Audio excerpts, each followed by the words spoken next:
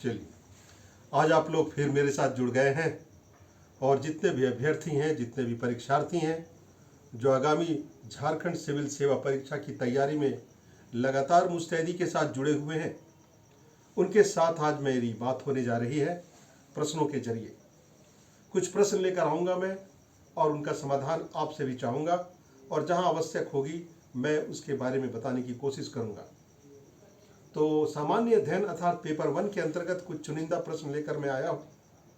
ये अभ्यास का समय है और इस अभ्यास में आप मेरे साथ जुड़ जाएं और इसी तरह के संभावित प्रश्नों के लिए आप तैयार रहें।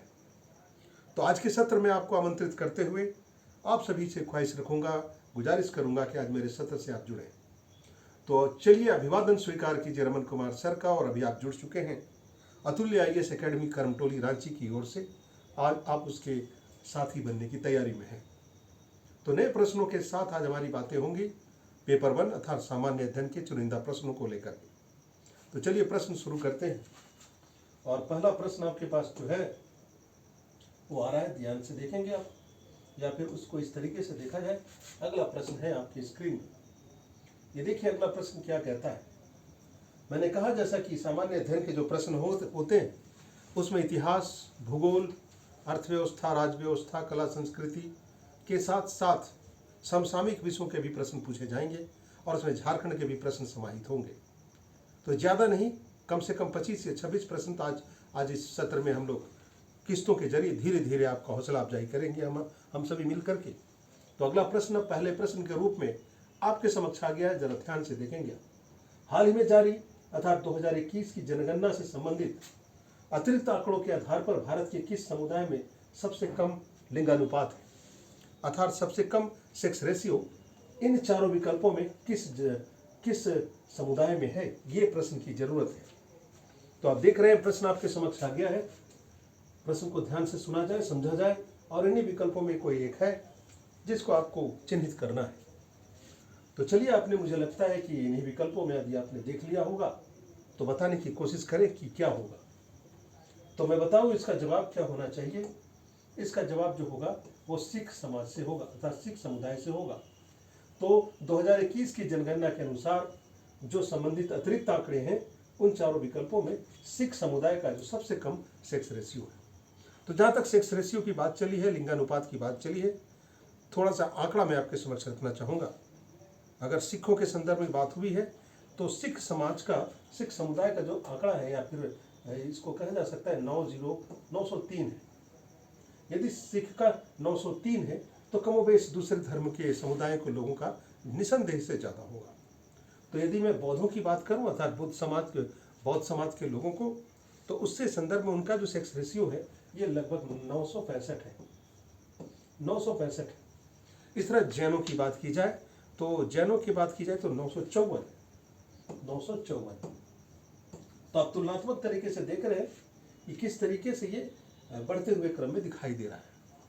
इस तरह से अगर मुस्लिम की बात की जाए सेक्स रेशियो के संदर्भ में, तो मुस्लिम की बात की जाए तो 951 है, 951। अब इसके अतिरिक्त यदि आपकी जिज्ञासा बढ़ती है कि दूसरे समुदाय के लोगों के बारे में भी जान ली जाए, तो सेक्स रेशियो के संदर्भ में ईसाइयों का जो सेक्स रेशियो है वो 1023 है। याद रखिएगा, ईसाई समुदाय का जो लिंगानुपात है वो 1023 है, 1023 है। इस तरह से मैंने हिंदुओं की बात अगर मैं करूं तो हिंदुओं का जो सेक्स रेशियो है वो कमोबेश 939 है, 939 किसका है, हिंदुओं का। तो इस तरह से मैंने इस प्रश्न के जरिए एक तुलनात्मक ज्ञान आपके समक्ष रखने की कोशिश की।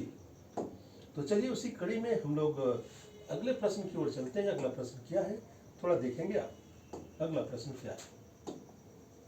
दूसरे प्रश्न के रूप में आपके पास एक प्रश्न आ गया है और प्रश्न कहता है कि राष्ट्रीय खाद्य सुरक्षा मिशन का उद्देश्य निम्नलिखित में से कौन सा नहीं है। यह प्रश्न का विकल्प नीड है कि नेशनल फूड सिक्योरिटी मिशन का उद्देश्य इन चारों विकल्पों में कौन सा नहीं है। तो नहीं है ये प्रश्न की आज के नए चलन है, आजकल ऐसे प्रश्न पूछे जाते हैं। तो विकल्प पर आपकी नजर जानी चाहिए। पहला विकल्प है उच्च उत्पादक किस्मों के बीजों का वितरण, दूसरा सुधारीकृत उत्पादन तकनीक का निर्देशन, तीसरा साख सुविधाओं को सुदृढ़ करना और चौथा फसलों की गई विकसित किस्मों का प्रचार करना। तो संभवतः जैसा कि प्रश्न प्रतीत हो रहा है, 3 होंगे, 1 नहीं होगा। तो कौन सा नहीं होगा वो आप अब तय करके मुझे बताएं। ऐसे ही 25-25 प्रश्नों को मैं आपके समक्ष रखता चला जाऊंगा, तो आपकी तैयारी की एक तरह से मूल्यांकन भी हो जाएगा और आप स्वयं पहले से ज़्यादा आत्मविश्वस्त हो चलेंगे। तो इसका विकल्प जो है ना, सी विकल्प इसका सही होगा। सी विकल्प इसका सही है, ये वाला विकल्प। इसका मतलब ये हुआ ये नहीं है, शेष है। तो शेष को आप पॉजिटिव के संदर्भ में लें, सी को नेगेटिव के संदर्भ में। तो आपके ज्ञान में ये जुड़ना भी चाहिए कि राष्ट्रीय खाद्य सुरक्षा मिशन की शुरुआत कब हुई थी। यदि ये प्रश्न पूछा जाए तो आप कभी कभी इस पर भी ध्यान देकर रखेंगे। 2007 ईस्वी में राष्ट्रीय खाद्य सुरक्षा मिशन की शुरुआत हुई थी और ये जानकारी होनी चाहिए कि ये केंद्र सरकार के द्वारा 100% वित्त पोषित जो है ना सुरक्षा मिशन है। और इसके अतिरिक्त कुछ जानकारियां यदि आपके संदर्भ में आती हैं तो आप उसे जरूर जोड़ने की कोशिश करेंगे, ऐसा मैं उम्मीद करता हूँ। तो इस तरह से देखा आपने कि दूसरे प्रश्न की बात हो गई है। चलिए प्रश्न संख्या 3 पर हमारी बात आ गई। प्रश्न संख्या 3 क्या कहता है? ये कहता है निम्नलिखित में से कौन सी भारतीय संसद की वित्तीय समितियां हैं। अर्थात अब राज्य व्यवस्था से जुड़ा हुआ एक प्रश्न आपके समक्ष आ गया है कि निम्न में से कौन सी भारतीय संसद की वित्तीय समितियां, फाइनेंशियल कमिटीज निम्न में से कौन है। विकल्प आपके समक्ष है, सार्वजनिक लेखा समिति, प्राक्कलन समिति, सार्वजनिक उपक्रम समिति और कूटों के जरिए आपको 4 विकल्प दिए गए। आप किन कूटों के जरिए आप इन विकल्पों का आप बता दें कि कौन सा होगा। तो चलिए उम्मीद करता हूं कि आप ढूंढ चुके होंगे। तो मैं आपकी जिज्ञासा को बढ़ा दूं कि इसका जो सही विकल्प होगा वो होगा 1, 2, 3। अर्थात ये तीनों जो होंगे ना, सार्वजनिक लेखा समिति भी भारतीय संसद की वित्तीय समिति में आती है, प्राक्कलन समिति भी आती है और सार्वजनिक उपक्रम समिति भी आती है। तो प्रश्न संख्या 3 का जवाब मैंने आपके साथ साझा कर दिया है। इसी तरह से प्रश्न अब रफ्तार पाते चले जाएंगे और आपसे उम्मीद की जाएगी कि आप प्रश्नों का जवाब इसी तरह से देने की कोशिश करें। चलिए प्रश्न संख्या 4 आपके समक्ष आ गया है, आप इसे प्रश्न संख्या 4 माने। ठीक है ना, प्रश्न संख्या 4 माने। निम्नलिखित में से कौन सा एक संविधान के 42वें संशोधन के द्वारा नीति निर्देशक तत्वों में नहीं जोड़ा गया है। हमारे इंडियन कॉन्स्टिट्यूशंस के में बहुत सारे अमेंडमेंट हुए हैं, लेकिन यहाँ उस संदर्भ 42वें संशोधन से है। तो 42वें संशोधन के द्वारा जो राज्य के नीति निर्देशक तत्वों में नहीं जोड़ा गया है, इन चारों विकल्पों में कोई एक होगा। शोषण से युवाओं तथा बच्चों की सुरक्षा, समान न्याय एवं निःशुल्क कानूनी सलाह, सभी नागरिकों के लिए समान आचार संहिता और उद्योगों के प्रबंधन में श्रमिकों की भागीदारी। तो कोई एक है जो इस अमेंडमेंट के द्वारा नहीं जोड़ा गया है, ये आपको बताना है। तो आप इस पर पहल करके देखें, उसके बाद मैं आपको इसके जवाब की ओर ले चलूँगा। तो उम्मीद करता हूँ कि इस बीच में आपने जवाब ढूंढ लिया होगा। तो चलिए इसका जवाब जो है वो सी विकल्प होता है, अर्थात सभी नागरिकों के लिए समान आचार संहिता ये राज्य के नीति निर्देशक तत्वों में नहीं जोड़ा गया है। इसका मतलब ये हो गया कि जो शेष 3 विकल्प हैं वो इसके संदर्भ से जुड़ते हैं। तो इसी तरह के मिले जुले हुए प्रश्न परीक्षा में देखने को मिलेंगे आपको, और आपसे अपेक्षा की जाएगी कि आप परीक्षा हॉल के अंदर पूरे आत्मविश्वास के साथ प्रश्नों को पहले पढ़ने की हुनर पैदा करें। यह प्रतियोगी परीक्षा है, कॉम्पिटिटिव एग्जामिनेशन है, जिसमें ज्ञान से ज़्यादा आवश्यक होता है कि परीक्षा हॉल में आप मानसिक रूप से कितने कंफर्ट हैं या कितने सहज हैं। आपकी सहजता ही आपको परीक्षा में आपके आत्मविश्वास को मल्टीपल कर देती है। और याद रखिए कि किसी भी प्रतियोगी परीक्षा में आत्मविश्वास को प्राप्त करना सबसे पहली जीत का आकार माना जाता है। यदि आपने आत्मविश्वास मजबूत कर लिया तो आपने अपनी यात्रा का 50% पूरा कर लिया। शेष प्रयास आपके अतीत में पढ़े हुए, पूर्व में पढ़े गए अध्ययन वही आपके रिपीट होते हैं और आप जीत की ओर अग्रसर हो जाते हैं। तो चलिए मैं छोटी छोटी बातें करता हुआ आगे बढ़ रहा हूँ और आपको मैं ले चलता हूँ आज के सत्र के 5वें प्रश्न पर। चलिए 5वां प्रश्न आपका इंतजार कर रहा है और ये देखिए स्क्रीन में आ गया 5वां प्रश्न। 5वें प्रश्न की ओर फिर से 4 विकल्प के साथ, समन्वित बाल विकास परियोजना के अंतर्गत निम्नलिखित में से कौन सा सम्मिलित नहीं है। अर्थात प्रश्न को एक बार देख लें कि समन्वित बाल विकास परियोजना के अंतर्गत निम्नलिखित में से कौन सा एक सम्मिलित नहीं है। पूरक पोषण, टीकाकरण, पोषण एवं स्वास्थ्य शिक्षा और परिवार नियोजन। ये प्रश्न की नीड है। आप इसके तहत इसके जवाब की ओर बढ़ चले हैं। तो चलिए, इसके जवाब जो होगा वो होगा परिवार नियोजन। फैमिली प्लानिंग जो है वो समन्वित बाल विकास परियोजना के अंतर्गत नहीं माना जाएगा। यह प्रश्न आगामी जो CDPO की जो परीक्षा होगी उसके लिए भी एक प्रश्न के रूप में ये आपके समक्ष आ गया है। तो याद रखें, विविधता भरे हुए प्रश्न परीक्षा में देखने को मिलते हैं। कुछ ऐसे अनपेक्षित प्रश्न होते हैं जिसकी अपेक्षा आप नहीं किए होते, लेकिन प्रतियोगी परीक्षा में वो अपना स्थान पा जाते हैं। और JPSC चूंकि राज्य की सर्वोच्च प्रशासनिक परीक्षा है, इसलिए प्रश्नों की गुणवत्ता निसंदेह देखने को मिलेगी। तो इतनी आप कोशिश होनी चाहिए कि कॉन्सेप्ट बेस्ड आपकी लर्निंग हो। चलिए, उसी दिशा में मैं अगले प्रश्न की ओर ले चलता हूं। और प्रश्न संख्या 6 आपके स्क्रीन में आ चुका है। उम्मीद करता हूं कि इस प्रश्न को पढ़ लें आप कि निम्नलिखित में से किसने मुगल सेना में सबसे अधिक राजपूत और मराठा सेनापतियों को रखा था। मुगल डायनेस्टी अर्थात मध्यकालीन भारत के इतिहास से जुड़ा हुआ ये प्रश्न है। 4 शासकों के नाम दिए जा रहे हैं: शेरशाह, अकबर, जहांगीर और औरंगजेब। आपको बताना है कि इन 4 शासकों में से किसने मुगल सेना में सबसे अधिक राजपूत और मराठा सेनापतियों को रखा था। बताया जाए। छठे प्रश्न का जवाब आप बताने की दिशा में आगे बढ़ चले हैं। चलिए, आपका जवाब मुझे लगता है मिल गया होगा, और आपका जवाब मिल गया हो तो बहुत अच्छी बात है। उस मुगल डायनेस्टी के उस किंग का नाम था, शासक का नाम था औरंगजेब। तो ये थी छोटी छोटी जानकारियाँ। आपसे अपेक्षा की जाती है कि छोटी जानकारियों के साथ नई जानकारियों को जोड़ते हुए परीक्षा उपयोगी जानकारियों को आप पहले से ज़्यादा समृद्ध करें। तो चलिए, अगले सत्र की ओर, अगले प्रश्न की ओर मैं ले चलता हूँ आपको। और ये हो गया आपके करंट से जुड़ा हुआ प्रश्न। अर्थात याद रखें कि इस परीक्षा में 12-15 प्रश्न कमोबेश जो निर्देश है सिलेबस का, उसके हिसाब से करंट पर भी आधारित प्रश्न पूछे जाएंगे। तो ये प्रश्न हो गया 7वें प्रश्न के रूप में। प्रश्न कहता है कि अटल नवोन्मेष मिशन, इनोवेटिव जिसको कहते हैं, नवाचार भी कहा जाता है इसको, किस विभाग की प्रमुख पहल मानी जाती है। मानव संसाधन विकास मंत्रालय, नीति आयोग, सामाजिक न्याय एवं अधिकारिता मंत्रालय और विज्ञान और तकनीकी मंत्रालय। प्रश्न संख्या 7 का जवाब आपको देना है और आप इसे जवाब की ओर आगे बढ़ चले हैं। उम्मीद करता हूँ इतने देर में आपने जवाब ढूंढ लिया होगा। इसका जवाब है नीति आयोग। नीति आयोग जो है वो अटल नवोन्मेष मिशन, उसके ही प्रमुख पहल मानी जाती है। तो थोड़ी सी जिज्ञासा बढ़ जाती है आपके कि अटल नवोन्मेष जो मिशन है वो एक्चुअली देश में नवाचार और उद्यमिता को बढ़ाए रखने के लिए या उद्यमिता की संस्कृति को बढ़ावा देने के लिए भारत सरकार की एक प्रमुख पहल मानी गई है। उसके संदर्भ में ये प्रश्न था और आपने इसका जवाब देख लिया। चलिए, अगला प्रश्न अर्थात 8वें प्रश्न के रूप में अभी आपके स्क्रीन में आ चुका है कि भारत ने GST के दोहरे मॉडल को किस देश से चुना है ना। GST कब लागू हुआ था ये भी आप याद रखने की कोशिश करेंगे, लेकिन यहाँ प्रश्न का चरित्र बदल गया है और ये मैं पूछ रहा हूँ कि भारत में GST के दोहरे मॉडल को किस देश से चुना है। विकल्प है आपके समक्ष: UK, कनाडा, अमेरिका, जापान।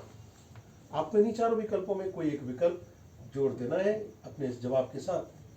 तो चलिए, मैं बता दूं कि इसका जवाब जो होगा कनाडा से जुड़ता है। कनाडा उत्तरी अमेरिका का एक देश है, उत्तरी अमेरिकी महादेश का एक देश है जिसकी राजधानी आपको पता है, ओटावा है इसकी राजधानी। तो चलिए, वहीं से लिया है हमने इसको। इस तरह से छोटे छोटे प्रश्नों को करते हुए आप परीक्षा हॉल में अपने आत्मविश्वास को प्रखर करते हुए लगातार अपनी सफलता के झंडे गाड़ते हुए चलेंगे। एक एक प्रश्न में आपकी जीत 100 प्रश्नों तक जब ले जाती है तो 120 मिनट की उस अवधि में आप जैसे ही 70% 80% के आसपास परफॉर्म करके निकलते हैं तो आपका हौसला मल्टीपल हो जाता है। इसी हुनर को कायम रखते हुए परीक्षा हॉल में आपको परफॉर्म करना है। प्रश्न संख्या 9 आपके स्क्रीन में आ गया है कि जनसंख्या के निम्नलिखित में से किस अंग को समावेशी विकास के कार्यक्रम में सम्मिलित नहीं किया जाता है।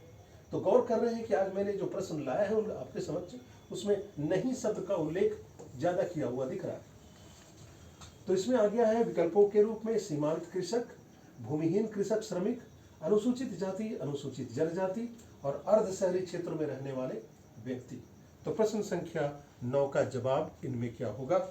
आप अपने विकल्पों के साथ हमें आगे बढ़ने का मौका दें। तो इसका विकल्प जो मेरी समझ में आ रहा है वो होगा अर्ध शहरी क्षेत्रों में रहने वाले जो व्यक्ति होंगे वे जो हैं वे समावेशी विकास के कार्यक्रम में सम्मिलित नहीं किए जाते हैं। इन तीनों विकल्प उसके ऊपर जो लिखे हुए तीनों विकल्प हैं वे उसके अंतर्गत आएंगे। ठीक है, ये आपको बता दूं। तो समावेशी विकास का तात्पर्य को भी समझने की जरूरत है कि समावेशी विकास का तात्पर्य देश के आर्थिक विकास में गरीब, पिछड़े वर्ग, वंचित एवं महिलाओं की भागीदारी सुनिश्चित करता है और इसमें अर्ध सरकारी क्षेत्रों में रहने वाले व्यक्तियों को शामिल नहीं किया गया। तो ये प्रश्न था जो मैंने आपके साथ साझा कर दिया और चलिए चलते हैं अगले प्रश्न के रूप में। आपके स्क्रीन में 10वां प्रश्न आ गया है। कोशिश होगी कि मैं आपके साथ आज कुल मिलाकर के 25 या 26 प्रश्नों को करूं। तो 10वां प्रश्न आपके स्क्रीन में आ गया है। थोड़ा प्रश्न को देखें और इसके विकल्पों के साथ आप आगे बढ़ने की कोशिश करें। मुझे लगता है कि प्राचीन भारत के इतिहास से ये प्रश्न दिखाई दे रहा है आपको और प्रश्न कहता है कि निम्नलिखित में से कौन सा सही कालक्रम है। तो भक्ति आंदोलन से जुड़े हुए यहाँ जो जिन व्यक्ति विशेष का नाम दिया हुआ है उनका सही कालक्रम आपसे पूछा जाना है।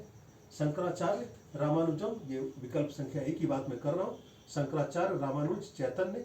दूसरा रामानुज, शंकराचार्य, चैतन्य। सी रामानुज, चैतन्य, शंकराचार्य। और चौथा शंकराचार्य, चैतन्य, रामानुज। साफ साफ समझ में आ रहा है कि इस तरह के प्रश्न जो हैं ये कॉन्सेप्ट पर आधारित प्रश्न माने जाते हैं, इसलिए आप इतने सतही तरीके से आप इस परीक्षा को पास करने का जोखिम ना उठाएं। ये कॉन्सेप्ट पर बेस्ड आपकी लर्निंग मांगता है। तो चलिए आपने जवाब ढूंढ लिया होगा। मुझे लगता है कि इसका सही जवाब जो होगा वो होगा शंकराचार्य अर्थात विकल्प संख्या 1, शंकराचार्य, रामानुज, चैतन्य, ये इसका सही विकल्प हो। तो मैंने जैसा कि बताया कि भक्ति आंदोलन से जुड़े हुए इन शख्सियतों के नाम हैं जिनमें शंकराचार्य का जब जिक्र होगा तो अद्वैतवाद के प्रतिपादक माने जाते हैं और इनका संदर्भ 8वीं शताब्दी से जुड़ता है। और जहाँ तक मैं अगर याद करके चैतन्य महाप्रभु के बारे में बताऊँ तो 14वीं शताब्दी के अंत में 14वीं शताब्दी के संत माने जाते थे जिन्होंने गोसाई संघ बनाया था। तो कभी कभी ऐसे प्रश्न का अगर आकार बदल जाए कि भक्ति आंदोलन के किस व्यक्ति विशेष के द्वारा, व्यक्तित्व के द्वारा गोसाई संघ नामक संगठन बनाया गया था या उनके उस संगठन क्या उस यूनिट का प्रचार किया उन्होंने, तो वो गोसाई संघ था या फिर चैतन्य से जुड़ता है। तो देख लिया आपने 10वें प्रश्न की व्याख्या हो चुकी है और मैं आपको ले चल रहा हूँ। अब मैं आपको ले चल रहा हूँ अगले प्रश्न के रूप में। अगले प्रश्न के रूप में मैं 10वें प्रश्न के साथ अब मैं 11वें प्रश्न के रूप में आ रहा हूँ। 11वां प्रश्न जो है ये विज्ञान से लिया हुआ है अर्थात सामान्य विज्ञान से जुड़ा हुआ है ये प्रश्न। और अब देखने की कोशिश करें कि इस प्रश्न की जरूरत क्या है। प्रश्न कहता है कि एक्वा रिजिया, जिसे हिंदी में अम्लराज कहते हैं, उसके आयतन में 1.3 अर्थात 1:3 अर्थात 1:3 के अनुपात में किसका मिश्रण माना जाए। सांद्र HNO3 और सांद्र HCl, दूसरा सांद्र HNO3 और सांद्र H2SO4, तीसरा तनु HCl और सांद्र HNO3 और चौथा सांद्र HCl और सांद्र HNO3। हिंदी जानने वाले छात्रों के लिए प्रश्न सहज होगा, लेकिन जहाँ तक सांद्र शब्द का शाब्दिक अर्थ है अंग्रेजी में इसे कंसंट्रेटेड कहते हैं और तनु को अंग्रेजी में डाइल्यूट कहते हैं। तो आप, मुझे लगता है कि प्रश्न की आत्मा तक पहुँच चुके होंगे आप। प्रश्न संख्या 11वें का जवाब आप फटाफट दे करके आप अपने नॉलेज को इन्हेंस कर दें कि इसका क्या जवाब होगा। तो इसका विकल्प जो है, मुझे लगता है कि विकल्प आपने ढूंढ लिया होगा, तो ये विकल्प ज़्यादा जेन्युइन लग रहा है अर्थात सांद्र HNO3 नाइट्रिक एसिड जिसको कहते हैं और सांद्र HCl इसका सही विकल्प होगा। कंसंट्रेटेड HNO3 और कंसंट्रेटेड HCl का जो 1:3 का जो रेशियो होता है उसे ही एक्वा रिजिया कहते हैं, अम्लराज कहते हैं। तो ये हो गई थी बात जो कि बेसिक, मुझे लगता है कि NCERT पर प्रश्न पूछे जाते हैं और उसी को आधार मान करके आप इस तरह की तैयारी करेंगे। तो ये था आपका प्रश्न संख्या 11 का के बारे में जानकारी और प्रश्न संख्या 12 आपके समक्ष आ गया है। चलिए 12वें प्रश्न का जवाब आप ही तो हमें दर्ज कर दें। फलों के रसों को सुरक्षित अर्थात प्रिजर्व कर रखने के लिए किस रसायन का उपयोग किया जाता है। Ammonium sulphate, sodium benzoate, sodium hydroxide और पोटेशियम नाइट्रेट। इन चारों विकल्पों में कोई एक है जो फ्रूट्स को प्रिजर्व रखने के लिए लंबे समय तक, ताकि वो खराब ना हो, उसके लिए ज़रूरत होती है ऐसे रसायनों की। तो कौन सा रसायन इसमें होगा आप बता दीजिए। इसका सही जवाब जो होगा आपको मैं बता दूं कि वो होना चाहिए सोडियम बेंजोएट। सोडियम बेंजोएट इससे जुड़ा होगा। तो इसका उपयोग के बारे में बताऊं कि प्रिजर्व फूड के अलावे पेय पदार्थ जितने भी होते हैं, पर जितने में एडिबल जितने पदार्थ होते हैं, है ना, पोर्टेबल जितने भी सब खाने लायक जो पीने लायक सामान होते हैं, उनकी लाइफ को बढ़ाने के लिए, प्रिजर्व करने के लिए इसका प्रयोग किया जाता है। तो ये जो सोडियम बेंजोएट जो है, इसके भौतिक गुणों की बात मैं करूं तो ये ऑर्डरलेस है, अर्थात गंधहीन है, और ये क्रिस्टलाइन पाउडर के रूप में होता है। अर्थात क्रिस्टलाइन पाउडर का मतलब आपने समझ लिया होगा कि ये रविकृत के रूप में रवादार होता है, और जो कि बेंजोइक एसिड और सोडियम हाइड्रोक्साइड से मिलाकर बनाया जाता है, अर्थात दो कंपाउंड से मिलाकर के सोडियम बेंजोएट का निर्माण होता है। तो मैंने दो रसायनों का नाम लिया, एक रसायन का नाम क्या लिया, बेंजोइक एसिड। तो जहाँ तक बेंजोइक एसिड का भी परिचय आप जान लें कि प्राकृतिक रूप से ये बेंजोइक एसिड तो मिलता नहीं है, लेकिन कुछ पौधों जैसे कि दालचीनी हो गया, लौंग हो गया, टमाटर हो गया, जामुन हो गया, है ना, आलू बुखारा हो गया, इसमें ये बेंजोइक एसिड की मात्रा कुछ ना कुछ पाई जाती है। ठीक है, तो बात हो रही थी सोडियम बेंजोएट की। तो बेंजोएट के बारे में बता दूं कि भोजन में जितने भी हार्मफुल बैक्टीरिया जो होते हैं ना, उसको ये उसके संक्रमण को रोकता भी है। तो प्रश्न संख्या 12 के बारे में जितनी जानकारी मैंने उचित समझा आपको मैंने बता दिया, और मैं ले चलता हूं आपको आज के सत्र के 13वें प्रश्न के रूप में। समस्थानिक होते हैं अर्थात आइसोटॉप्स होते हैं जिनमें एक तत्व के परमाणु भार, जिनका आप विकल्प को देख लें कि परमाणु भार समान, परमाणु क्रमांक भिन्न होते हैं। चारों विकल्पों को आप एक बार देख लें ध्यान से कि इसको क्या कहा जाता है। तो मुझे लगता है कि इसका विकल्प जो होगा, है ना, आप में पहले मैं देखने की कोशिश करूंगा, आपसे चाहूंगा कि आप इस पर दृष्टि डालें अपनी, और आप इसका जवाब बताने की कोशिश करें, और कमेंट के जरिए भी आप हमें अपना जवाब बता सकते हैं। ठीक है, कमेंट के जरिए भी बताने की कोशिश करेंगे। तो इसका मुझे लगता है कि जवाब आपने ढूंढ लिया होगा। तो विकल्प संख्या मुझे लगता है बी विकल्प जो है ये सही जवाब होगा, अर्थात आइसोटॉप्स उसको कहते हैं जिनके परमाणु भार भिन्न केवल परमाणु क्रमांक समान होते हैं। तो ऐसे ही रासायनिक शब्दावलियां जो है रसायन विज्ञान से जुड़ी हुई हैं। कॉन्सेप्ट बेस आधारित प्रश्न पूछने की परंपरा रही है जेपीएससी की। राज्य सिविल सेवा की पहले भी जो प्रश्न पूछे जाते रहे हैं वो भी कमोबेश इसी तरह के पूछे गए हैं। तो उसी कड़ी में मैंने आपको ये प्रश्न का जवाब मैंने आपको बता दिया है, और चलते हैं आज के सत्र के 14वें प्रश्न के रूप में। ये देखिए 14th क्वेश्चन भी आपके साथ पुनः जो है आप इसको समझने की कोशिश करेंगे कि कहाँ से ये लिया गया है। तापमान के विषय में निम्नलिखित में से कौन सा कथन सही है। स्टेटमेंट को पढ़ने का जोखिम उठाएंगे आप कि क्या कहता है। तो प्रश्न संख्या 14 पर है, विकल्पों को पढ़ने की कोशिश करें। विकल्प ए जो है वो कहता है कि समताप मंडल में तापमान ऊंचाई के साथ घटता है, कथन नंबर 1। दूसरा, समताप मंडल में विभिन्न ऊंचाइयों पर तापमान नियत अर्थात एक समान रहता है। तीसरा, क्षोभ मंडल में तापमान 6.5 डिग्री सेंटीग्रेड प्रति किलोमीटर की औसत दर से ऊंचाई के साथ बढ़ता है। और चौथा है कि क्षोभ मंडल में तापमान 6.5 डिग्री प्रति किलोमीटर की औसत की दर से ऊंचाई के साथ घटता है। तो कुछ इस तरह के प्रश्न जो कि कॉन्सेप्ट बेस आधारित होंगे आपसे पूछे जाएंगे, और आप इसके जवाब देने की जोखिम उठाएंगे। तो चलिए, इसका जवाब मुझे लगता है इतने देर में आप ढूंढ चुके होंगे, और ऐसा ही जोखिम उठाना होगा आपको परीक्षा हॉल में। तो इसका प्रयास, इसका जो है 14 प्रश्न का जवाब क्या होना चाहिए। 14 का जवाब जो मुझे लगता है कि डी होना चाहिए इसका सही जवाब, अर्थात क्षोभ मंडल में तापमान 6.5 डिग्री सेंटीग्रेड प्रति किलोमीटर की औसत दर की ऊंचाई के साथ घटता है, ऐसा कि स्टेटमेंट है इसका, जो कि ये कहा जा सकता है, ये कथन सही है। तो मैं बताऊं कि थोड़ी सी व्याख्या इसके लिए जरूरी हो जाती है आपके लिए, वो बताना समझाना आवश्यक हो जाता है, और वो ये है कि क्षोभ मंडल में तापमान जो है ना वो प्रत्येक 165 किलोमीटर की ऊंचाई पर 1 डिग्री सेंटीग्रेड घटता है, ये आप जान लें, और इसे ही ताप का सामान्य ह्रास माना जाता है। तो क्षोभ मंडल के बारे में थोड़ी सी जानकारी होनी चाहिए कि क्षोभ मंडल वायुमंडल की सबसे निचली और सघन परत मानी जाती है, जिसमें वायु का जो संपूर्ण आयतन है उसका 75% भाग जो है सो क्षोभ मंडल में ही पाया जाता है।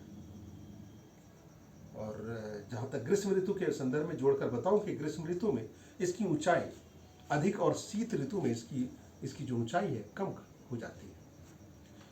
तो इस स्तर के ऊंचाई के साथ तापमान में भी कमी आती है। वैज्ञानिकों ने जो अपना अनुमान लगाया है उसके अनुसार 12 किलोमीटर की ऊंचाई पर तापमान जो है सो कम होने की प्रक्रिया जो है वो रुक जाती है। तो प्रश्न संख्या 14 की व्याख्या बताने के क्रम में मैंने छोटी छोटी बातें आप तक जोड़ दिया। इसका विकल्प डी था। तो चलिए 15वें प्रश्न पर हमारी बात आ गई है और कह रहा है कि पृथ्वी के वायुमंडल के संदर्भ में निम्नलिखित में से कौन सा कथन सही है। तो सामान्य भूगोल से जुड़े हुए प्रश्न आएंगे। याद रखिएगा, भूगोल से प्रश्नों का भी विभाजन किया गया है। भूगोल से कुल मिलाकर के 10 प्रश्न आएंगे, लेकिन सामान्य भूगोल से 2 या 3 प्रश्न तो निसंदेह होंगे। तो ये सामान्य भूगोल का प्रश्न है, जनरल ज्योग्राफी का प्रश्न है ये। पृथ्वी के वायुमंडल के संदर्भ में निम्नलिखित में से कौन सा कथन सही है। समताप मंडल में ऊंचाई के साथ तापमान बढ़ता है, मध्यमंडल में ऊंचाई के साथ तापमान घटता है। तीसरा, वायुमंडल का न्यूनतम तापमान मध्यमंडल के ऊपरी भाग में पाया जाता है। और चौथा कथन है कि क्षोभ मंडल एक समतापी क्षेत्र है। यदि ये कथन है तो इसके आधार पर विकल्प आपके समक्ष अब आ गए हैं कूटों के जरिए। तो इन 4 विकल्पों को कूटों के जरिए आप इसके जवाब की ओर पहल करने की कोशिश करेंगे कि प्रश्न संख्या इसका क्या जवाब है। एक बार पुनः प्रश्न को देखने का जोखिम उठाएं। प्रश्न संख्या 15 पर हमारी बात रुकी हुई है। तो चलिए, मुझे लगता है कि इसका जवाब अभी तक आपने ढूंढ लिया होगा, और यदि ढूंढ लिया हो तो अच्छी बात है। मैं आपके जवाब की ओर ले चलता हूं और जितनी व्याख्या वांछित होगी मैं जरूर बताऊंगा। तो इसका जो होगा ABCD अर्थात जितने भी कथन यहाँ दर्ज है, चारों कथन सही माने जाएंगे।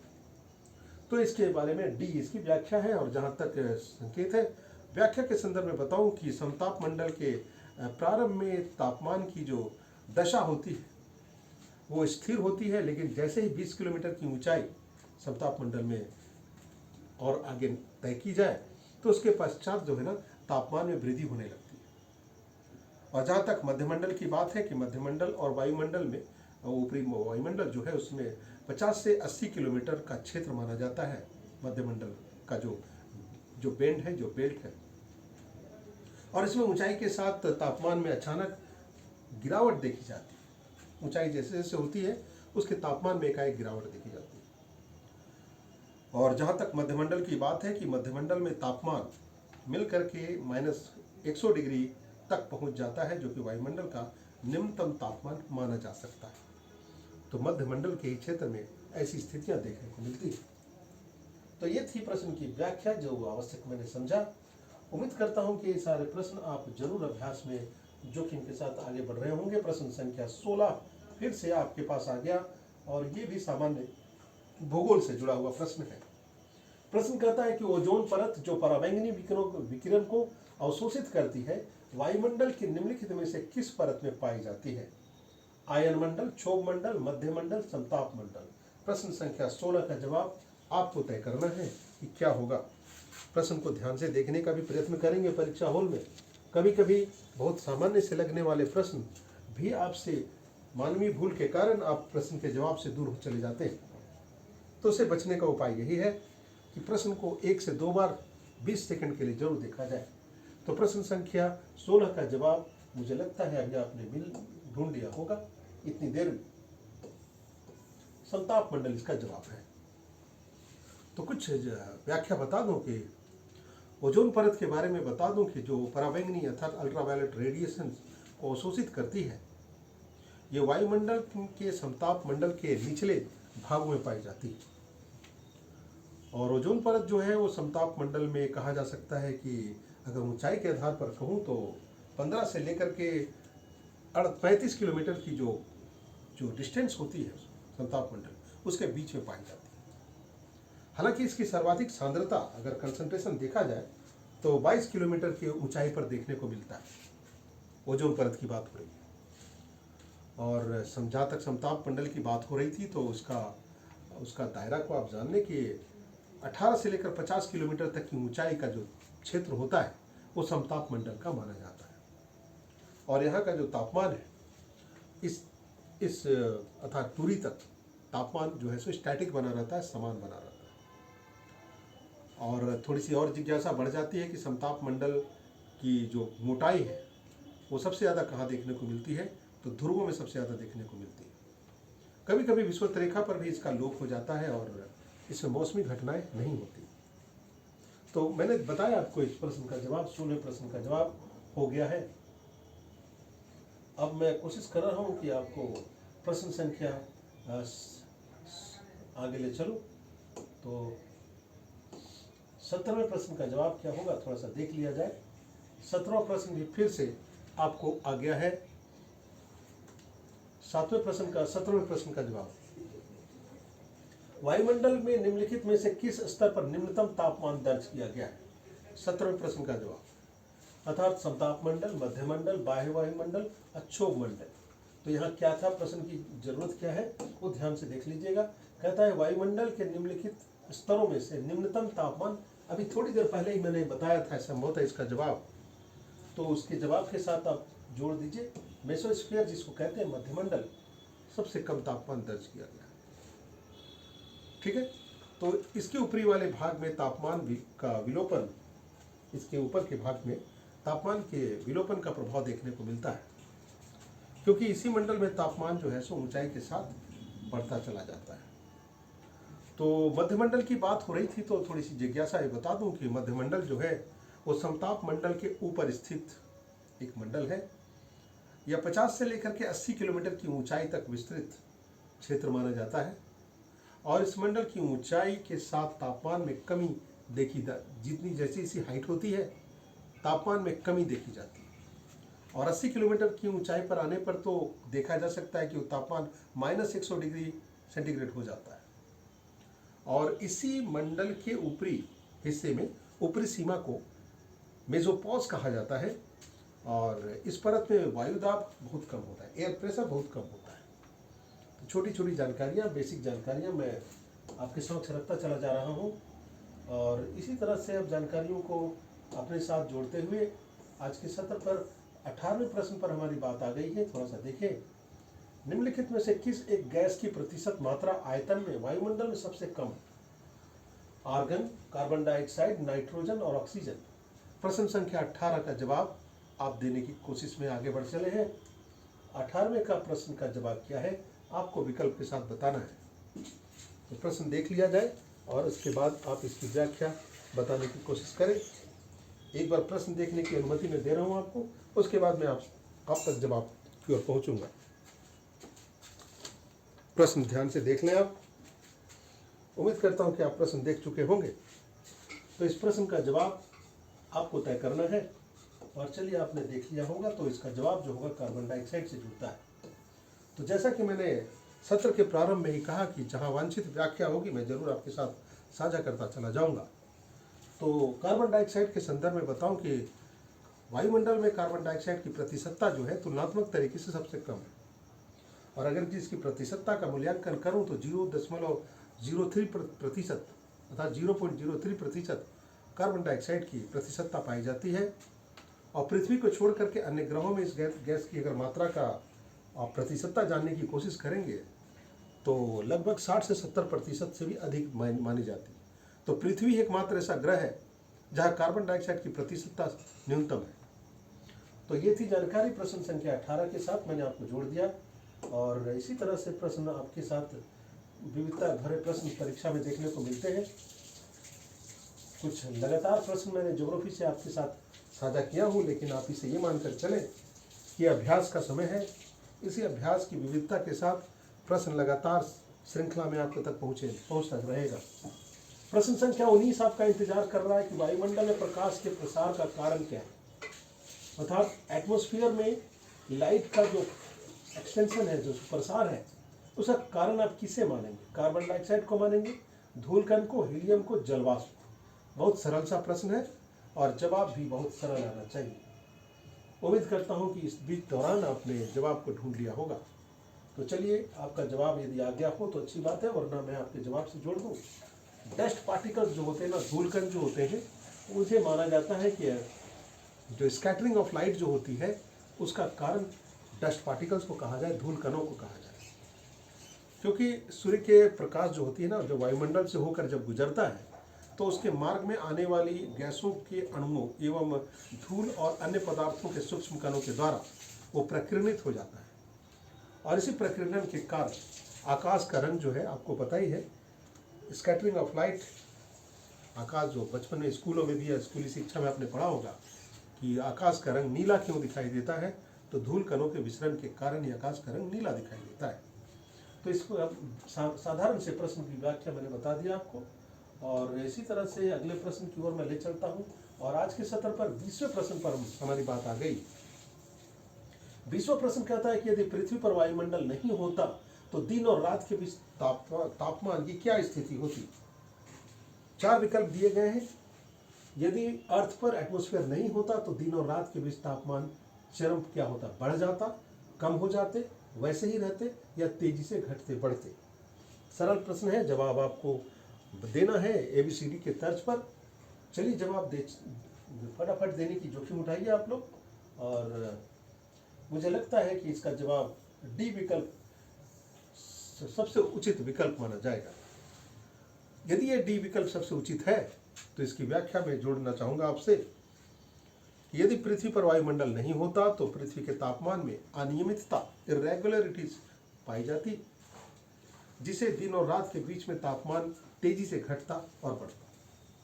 इसका कारण यह है कि वायुमंडल पृथ्वी के ताप को एक समान बनाए रखने में सहयोग करता है, और दिन के समय या पृथ्वी को तेजी से गर्म करने से बचाता है, और रात के समय इसे तेजी से ठंडा होने से बचाता है। इसी कारण जिस ग्रह पर वायुमंडल का अभाव होता है वहां दिन के समय तापमान बढ़ जाता है ना। तो छोटी छोटी जानकारियां जो आपके ज्ञान से जुड़ी हुई है, मैं उसी को आपके साथ पॉलिश कर रहा हूं। उम्मीद करता हूं कि 20 प्रश्नों को करने के बाद आप मेरे सत्र को पसंद कर रहे होंगे। यदि आपका ये आज का सत्र आपको पसंद आ रहा हो तो उसे लाइक करें, सब्सक्राइब करें, अपने मित्रों के साथ साझा करते हुए आगे बढ़े। प्रतिदिन मैं इसी तरह के प्रश्नों के साथ आपकी हौसला अफजाई के लिए आऊँगा।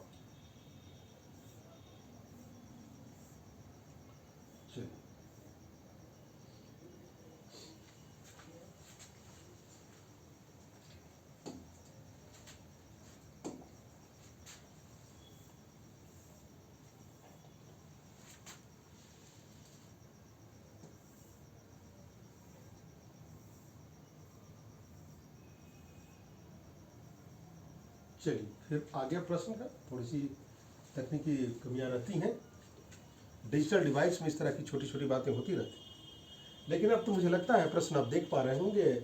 और याद रहे कि यहाँ से मैंने प्रश्नों को झारखंड से जोड़ दिया है, अर्थात पेपर 1 में जैसा कि आपने सुना होगा कि 10 प्रश्न झारखंड को केंद्रित करके होंगे, तो अगला प्रश्न जो है ना वो झारखंड को ही केंद्रित करके।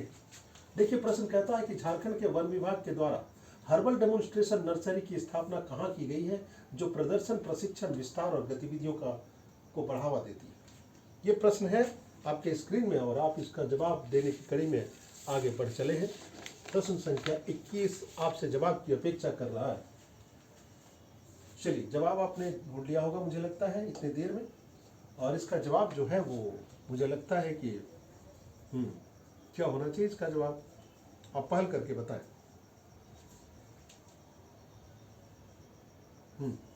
तो बी विकल्प जो है ना, पेटरवार बोकारो का जो पेटरवार क्षेत्र है वहाँ इसकी व्यवस्था की गई है।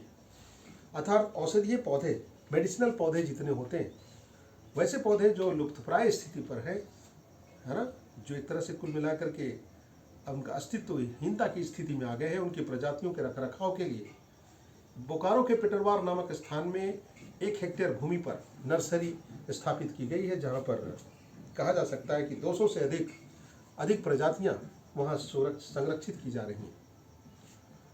और इतना ही नहीं, थोड़ी सी जानकारी और बता दूं कि झारखंड में हर्बल पर्यटन को बढ़ावा देने के लिए पहला हर्बल पार्क दुमका में बनाया गया है। झारखंड सरकार के कृषि और पशुपालन और सहकारिता विभाग इस दिशा में प्रयासरत है कि हर्बल पौधों का किस तरीके से संरक्षण हो, उनका रखरखाव कैसे हो। तो ये थी व्याख्या, जो आवश्यक व्याख्या जो मैंने समझा और आपके समक्ष दर्ज कर लिया। 22वां प्रश्न आपका इंतजार कर रहा है। देखिए 22वां प्रश्न क्या है। निम्नलिखित में से किस मध्यम सिंचाई परियोजना का निर्माण 11वीं पंचवर्षीय योजना के तहत किया गया। प्रश्न झारखंड को केंद्रित करके है कि 5 ईयर प्लान में निम्न में से कौन सी 5 ईयर प्लान में कौन सी जलाशय परियोजना झारखंड में शुरू की गई थी। अर्थात 11th 5 ईयर प्लान के तहत क्या रोरो जलाशय परियोजना का निर्माण हुआ, या सोरवा जलाशय परियोजना, या सुक्री जलाशय परियोजना, या बटाने जलाशय परियोजना। 22वें प्रश्न का जवाब आपसे उम्मीद की जा रही है और आप बताने की कड़ी में आगे बढ़ चले हैं। 22वां प्रश्न का सही जवाब होगा सुक्री जलाशय परियोजना। क्या आपने सुक्री जलाशय परियोजना का नाम सुना है?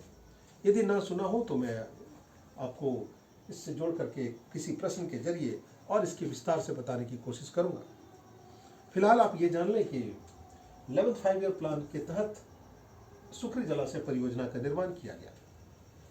और जहां तक अगर दूसरे विकल्पों की बात करूं, मैं सोनुआ की बात करूं, सोनुआ जलाशय परियोजना, तो इस परियोजना की स्थापना जो है सो 1982 ईस्वी में हुई थी। और बटाने जलाशय परियोजना जिसका संदर्भ पलामू प्रमंडल से है, 1979 में 7वीं पंचवर्षीय योजना से उसका जुड़ाव देखा जाता है। अब आपकी जिज्ञासा में होनी चाहिए कि रोरो जलाशय परियोजना का संदर्भ किस वर्ष से है। ये होमवर्क मैं आपको छोड़ता हूँ, आप इसमें पहल करके बताएंगे। तो ये थी थोड़ी थोड़ी जानकारियाँ जो प्रश्न संख्या 22 से जुड़ गई हैं। और मैं ले चलता हूँ आपके 17 से 23वें प्रश्न के साथ। कैंपोस और लानूस उष्णकटिबंधीय सवाना घास स्थल आमतौर पर कहाँ पाए जाते हैं। तो ग्रासलैंड से जुड़ा हुआ ये प्रश्न विश्व भूगोल से संबंधित दिखाई दे रहा है। आपको इस प्रश्न के तहत जाना पड़ेगा कि ऑस्ट्रेलिया, मध्य अफ्रीका, दक्षिण अमेरिका, पूर्वी यूरोप कैंपोस और लानूस से जुड़ता है। अर्थात किस विकल्पों में किसे जोड़ा जाए।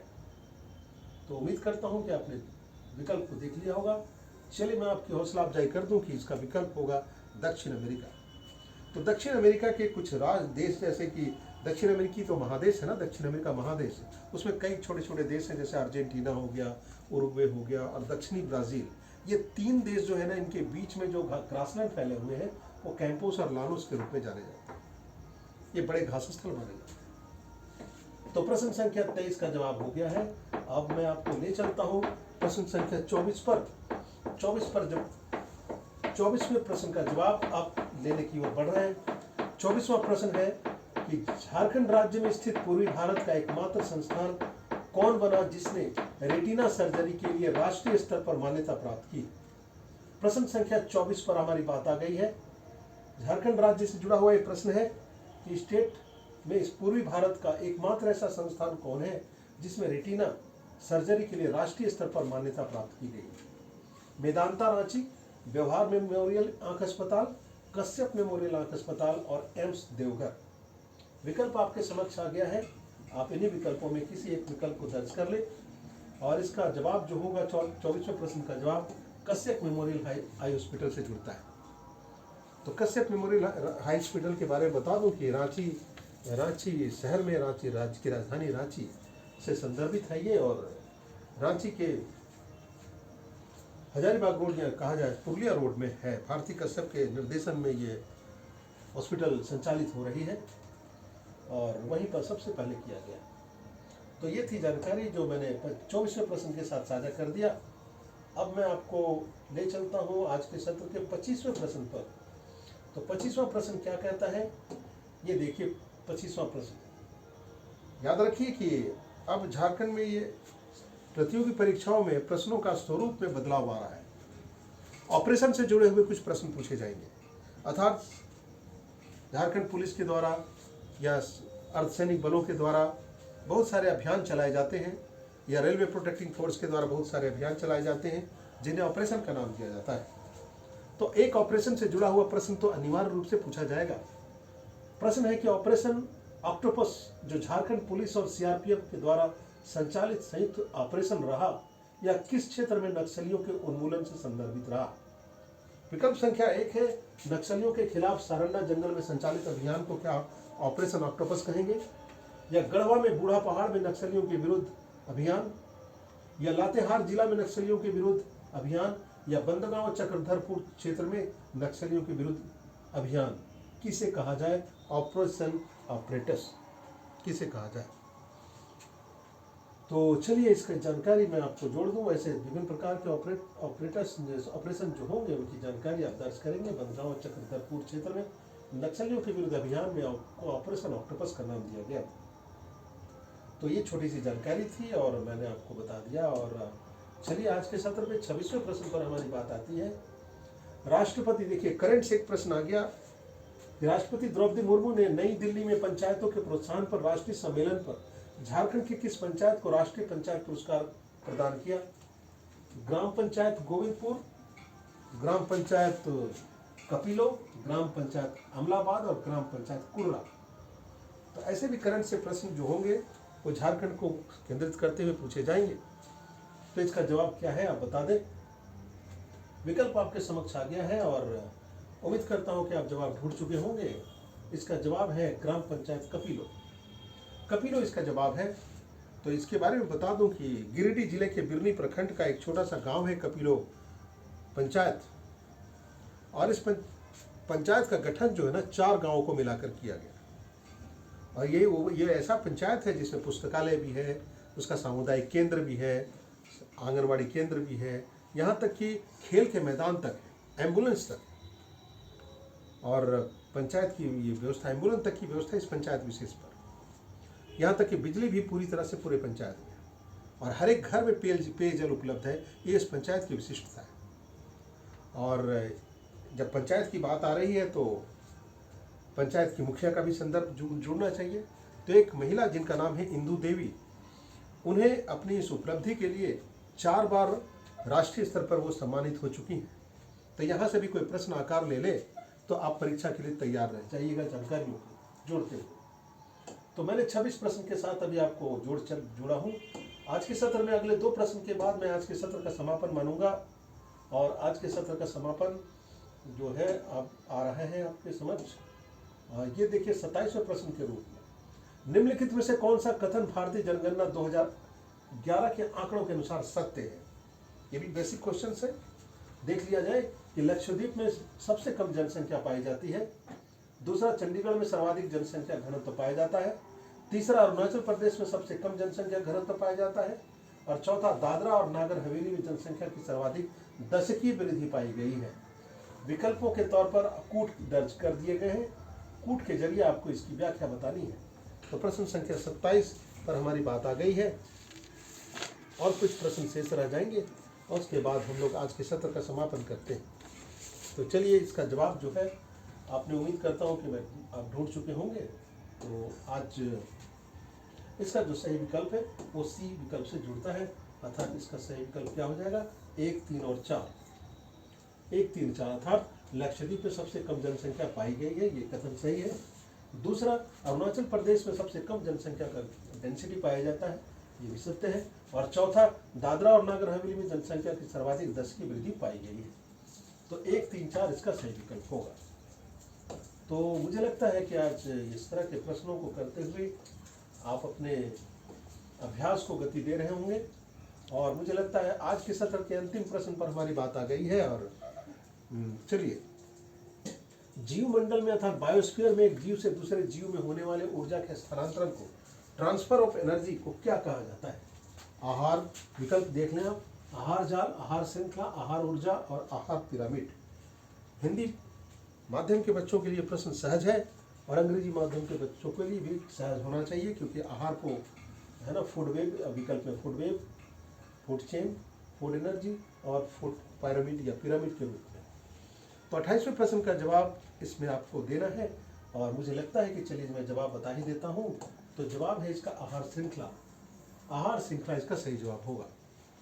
तो आहार श्रृंखला के बारे में बताऊं कि इकोलॉजी, इकोसिस्टम जिसे हिंदी में पारिस्थितिकी तंत्र कहते हैं, उसके विभिन्न जीवों में भोज्य निर्भरता जो है आहार श्रृंखला में ही आश्रित है। और इसका सही क्रम आपको पता ही है कि जैसे पहले शाकाहारी